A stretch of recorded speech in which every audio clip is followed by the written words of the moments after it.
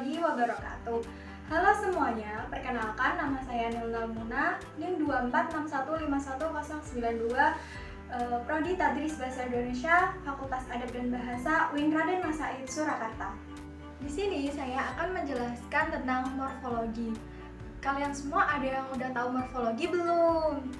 Kata morfologi berasal dari kata morph dan logi yang berarti ilmu mengenai bentuk.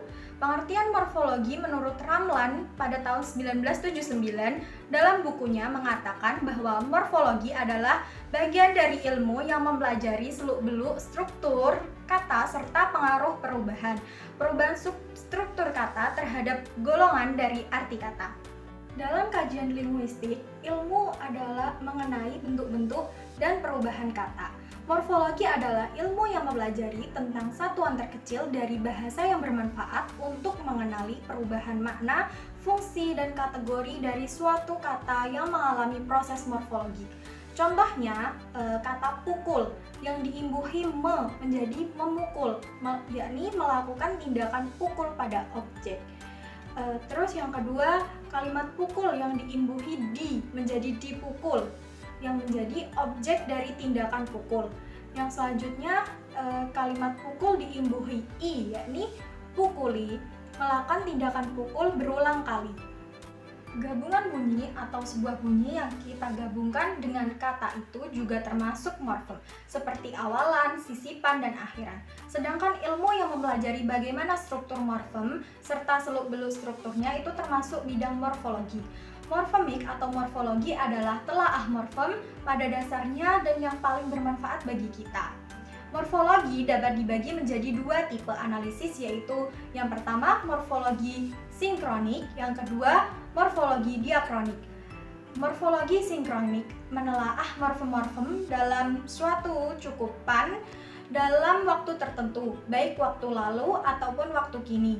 Pada hakikatnya, morfologi sinkronik adalah suatu analisis linier yang mempertanyakan apa-apa yang merupakan komponen leksikal dan komponen sintaksis kata-kata dan bagaimana caranya komponen-komponen tersebut menambahkan, mengurangi, atau mengatur kembali dirinya di dalam berbagai ragam konteks morfologi, sintaksis, dan tidak ada sangkut pautnya pada sejarah atau asal-usul kata dalam bahasa kita. Yang kedua, morfologi diakronik menelaah sejarah atau asal kata dan mempermasalahkan mengapa misalnya pemakaian kata kini berbeda dengan pemakaian kata pada masa lalu. Selanjutnya ada klasifikasi morfem.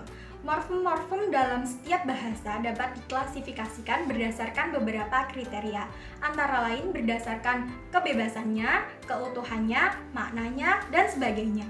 Berikut ini akan saya bicarakan secara singkat. Yang pertama ada morfem bebas dan morfem terikat. Yang dimaksud dengan morfem bebas adalah morfem yang tanpa kehadiran morfem lain dapat muncul dalam pertuturan. Dalam bahasa Indonesia, misalnya bentuk pulang, makan, rumah, dan bagus adalah termasuk morfem bebas. Sebaliknya, yang dimaksud dengan morfem terikat adalah morfem yang tanpa digabung dulu dengan morfem lain tidak dapat muncul dalam pertuturan. Semua afiks dalam bahasa Indonesia adalah morfem terikat. Begitu juga dengan morfem penanda jamak dalam bahasa Inggris seperti yang kita bicarakan di atas, termasuk morfem terikat. Yang kedua, ada morfem utuh dan morfem terbagi. Morfem utuh adalah semua morfem bebas adalah termasuk morfem utuh seperti meja, kursi, kecil, laut. Begitu juga dengan sebagian morfem terikat seperti ter, ber, dan henti. Morfem terbagi adalah sebuah morfem yang terdiri dari dua buah bagian yang terpisah. Umpamanya, pada kata Indonesia, kesatuan terdapat satu morfem utuh yaitu satu, morfem terbagi yakni ke atau an, kata perbuatan terdiri dari satu morfem utuh yaitu buat, dan satu morfem terbagi yaitu per atau an. Yang ketiga, ada morfem segmental dan suprasegmental. Morfem segmental adalah morfem yang dibentuk oleh fenom-fenom segmental seperti morfem lihat, lah, sikat, dan ber. Jadi, semua morfem yang berwujud bunyi adalah morfem segmental. Sedangkan morfem Suprasegmental adalah morfem yang dibentuk oleh unsur-unsur suprasegmental seperti tekanan, nada, durasi, dan sebagainya. Misalnya dalam bahasa Ngebaka di Kongo Utara di benua Afrika, setiap verba selalu disertai dengan penunjuk kala tense yang berupa nada. Aturannya nada turun untuk kata kini, nada datar untuk kata lampau, nada turun naik untuk kalau kata nanti, dan nada naik untuk bentuk imperatif. Keempat, ada morfem beralomorf zero, yakni morfem yang salah satu alomorfnya tidak berwujud bunyi segmental maupun berupa prosodi, unsur suprasegmental, melainkan berupa kekosongan. Contohnya, bentuk tunggalnya I have a book. I have a book. Nah, bentuk jamaknya I have two books. Beda kan? Morfologi memiliki fungsi untuk menciptakan bentuk dari suatu leksem tertentu, termasuk menciptakan bentuk leksem yang benar sesuai dengan konteks tertentu. Objek kajian morfologi sebagai cabang ilmu bahasa sebagaimana sudah dijelaskan, morfologi memiliki objek kajian yaitu kata.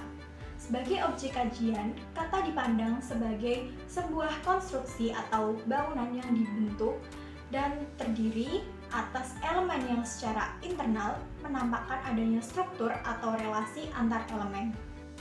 Menurut saya, morfologi itu penting karena membantu kita memahami bagaimana bahasa bekerja.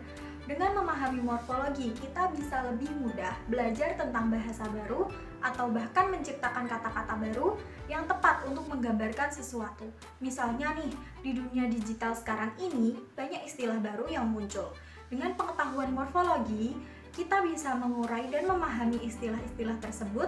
Jadi, morfologi itu bukan hanya sekedar teori yang membosankan, tetapi bisa menjadi alat yang membantu kita berkomunikasi dengan lebih efektif dan kreatif. Sekian video dari saya, semoga bermanfaat. Apabila ada salah kata, saya minta maaf. Selamat menonton. Sekian, terima kasih. Wassalamualaikum warahmatullahi wabarakatuh.